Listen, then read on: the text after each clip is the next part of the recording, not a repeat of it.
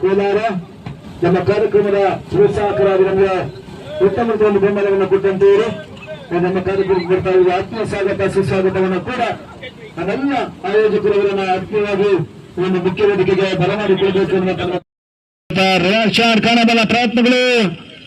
ಚೆಂಡು ಸೀಮಾರಿಕೆಯ ಹೊರಭಾಗವನ್ನು ಕಾಣುತ್ತಾ ಇದೆ ಕೂಡ ಗಳಿರುವ ನಡುವೆ ಸುಂದರದ ಫ್ಲಿಕ್ಕನ್ನು ಕೂಡ ಆಟಗಾರರು ದಾಖಲಿಸಿದ್ರು.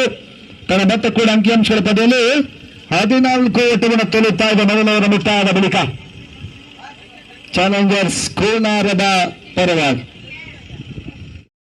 ಅವರನ್ನ ಈ ಒಂದು ಮುಖ್ಯ ವೇದಿಕೆಗೆ ಬರಮಾಡಿಕೊಳ್ತಾ ಇದ್ದಾರೆ. ಆತ್ಮೀಯ ಸ್ವಾಗತವನ್ನು ಕೂಡ ಈ ಒಂದು ನಮ್ಮ ಸಹೋದರರು ಕೂಡ ನಮ್ಮ ಕಾರ್ಯಕ್ರಮದ ಮುಖ್ಯ ವೇದಿಕೆಯಿದ್ದಾರೆ. ಅವರಿಗೆ ಎಲ್ಲರನ್ನ ಆತ್ಮೀಯವಾಗಿ ಸ್ವಾಗತವನ್ನು ಕೂಡ ಈ ಒಂದು ಟೂರ್ನಮೆಂಟ್ನ ಪರವಾಗಿ ಬಯಸ್ತಾ ಇದ್ದಾರೆ.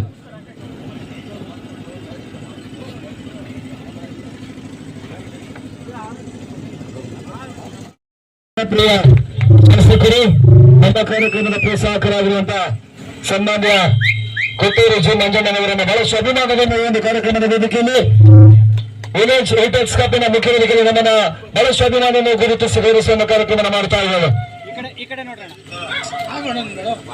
ತಮ್ಮ ಬ್ಯುಸಿ ಶೆಡ್ಯೂಲ್ನಲ್ಲೂ ಕೂಡ ಈ ಒಂದು ಕಾರ್ಯಕ್ರಮಕ್ಕೆ ಆಗಮಿಸಿ ನಮ್ಮ ಜೊತೆ ಸಮಯವನ್ನು ಮೀಸಲಿರಿಸುವುದಕ್ಕಾಗಿ ಬಹಳಷ್ಟು ಅಭಿಮಾನದ ಸೀಸನ್ ಪಂದ್ಯಾಟದಲ್ಲಿ ತಮ್ಮನ್ನ ಗುರುತಿಸ್ತಾ ಇರುವ ತಮ್ಮ ಅಭಿಮಾನಕ್ಕಾಗಿ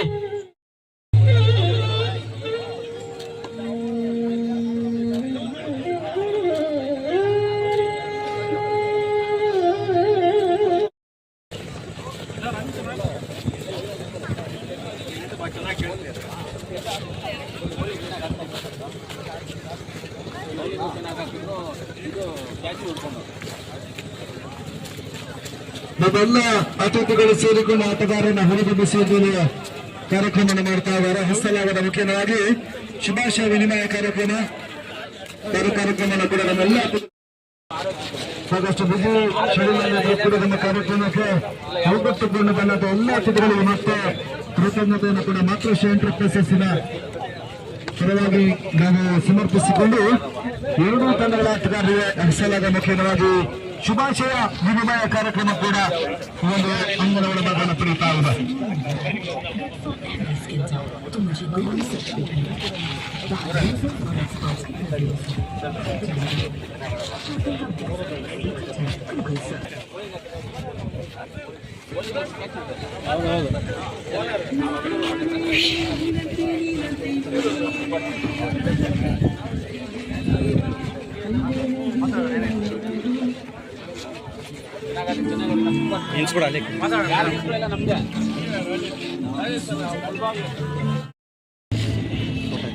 ಹಾಕೊಳ್ಳಿ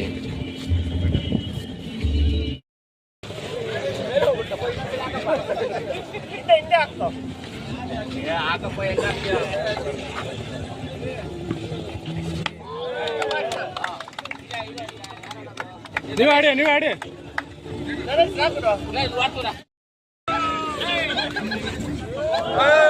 ಅಯ್ಯೋ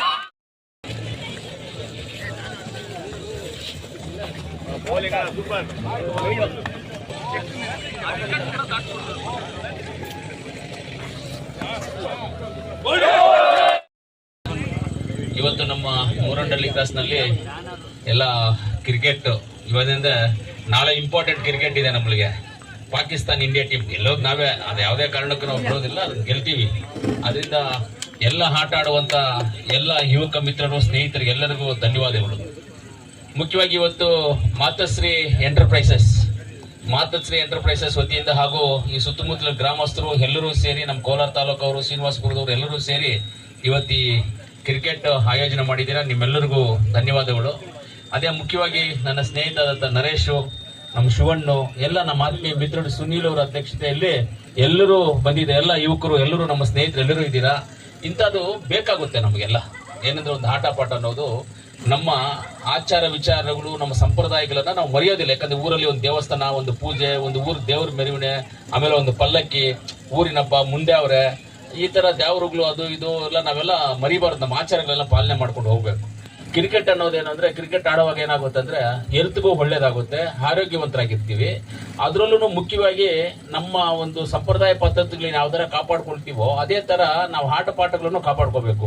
ಕ್ರಿಕೆಟ್ ಕಾಪಾಡ್ಕೋಬೇಕು, ಖೋಖೋ ಕಾಪಾಡ್ಕೋಬೇಕು, ಕಬಡ್ಡಿ ಕಾಪಾಡ್ಕೋಬೇಕು, ನಾವು ಸ್ವಿಮ್ಮಿಂಗ್ ಕಾಪಾಡ್ಕೋಬೇಕು, ಮರ ಹತ್ತೋದು ಕಳಿಬೇಕು.